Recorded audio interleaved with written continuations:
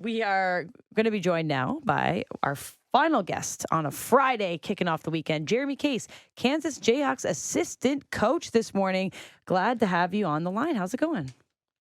It's going great. How you guys doing? I appreciate you guys having me. Oh, we are so excited to have you because we've got someone that you know quite well. We have the newest Toronto Raptor, Grady Dick, joining us as of last night, 13th That's overall right. pick for the Raptors. So we got to get the full scouting report on the court because we know off the court he seems like a fun-loving character, and we've been living in the TikTok this morning. But what's he like as a player, and what are the Raptors getting in the newest Toronto Raptor? Yeah, well, I'm glad you guys know the off the court because that dude is a goofy kid, man. He's really fun to be around. And he made last year's season a lot of fun. And, you know, as a player, he's a competitor. You know, I feel like that in this whole draft, I think he's the best shooter in the draft. You know, he's 6'8", he's got a high release, he's got a smooth touch. But the one thing that a lot of people don't know is he can really finish around the rim and has more game than what I think he's shown last year. Yeah, what's it like working with a player at especially at the college level who has such an important skill? And it's not to say that it can't be worked on. You know, I'm sure the guy works on his shooting all the time, but this is not something you need to build like you would with other players potentially. Do you steer into it as a strength? Do you try to make him a more well-rounded player? You know, it's a bit of a unique thing in college to have a guy who already has such an important skill set, almost kind of finished or almost NBA level. Yeah, well, you know, you try to kind of break it down, and you break it down. What we did with Tim was we broke it down into kind of segments. Okay, you got your catch and shoot, and then you got your shots off the move, and then you got your shots where somebody's kind of hanging off over you and you're trying to get over a screen, those type of stuff. So we just kind of broke it down. We didn't really mess with the release or the form. We just broke it down into different types of shots that he needed to get better at with footwork and those type of things.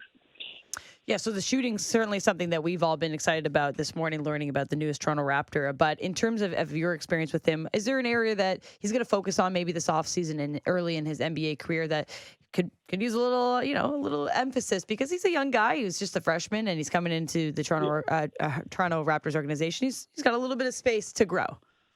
Yeah, absolutely. And, you know, I would say the one thing that we really worked hard with him was his foot speed and defensively, which he got better at, and he tried and he worked hard at it. But that would be one area that he would definitely need to get better at. But I would say offensively would be his ball handling.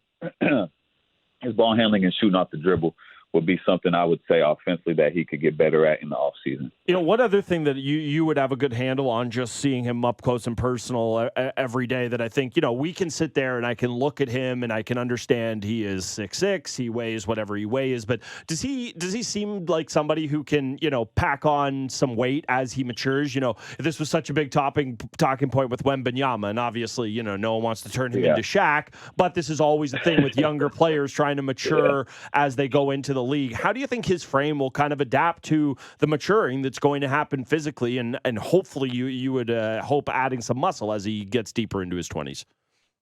Yeah, you know, I think you hit it on the head with as he matures. I think his frame's going to be fine. You know, we talked about that a lot, wanting him to kind of gain some weight, you know, throughout the time he was here, but he just wasn't here long enough for us to really put it on him. Mm-hmm.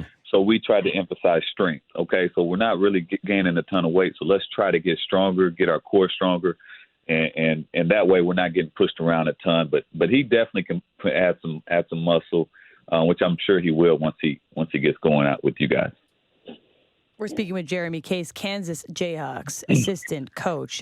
So we know the on-court scouting. Let's talk about the off-court because he seems, as we mentioned, already making a presence with the Toronto Raptors fan base.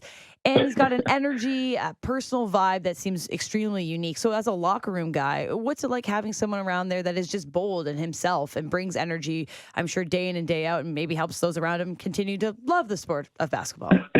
Yeah, it's fun. And you know, the season becomes a grind, and you hit little skids throughout the year, and you know, once you get to these skids, but you have a guy like him in the locker room that just kind of makes everything fun. You know, it could be one of those times where we may have lost 2 in a row, or we're struggling here and there, and you have somebody with that type of personality kind of just brings energy to the room. And that's kind of what he did. And that's what was exciting to be around him is, we always tell our guys is you're either energy taker or energy giver. And he was one of those energy givers at all time. We enjoyed him. Is there one story that you can leave us with about a road trip or something behind the scenes that we can keep and the fan base could know before we're fully introduced to him? I don't know if I can pinpoint one. It's just one of those guys that you just always remember being around, and he's just funny. It could be a close game, and we're coming out of a timeout, and he walks over and he'll say something goofy, and you're like, dude, we're up 2 with like a minute to go, man. Can you kind of focus?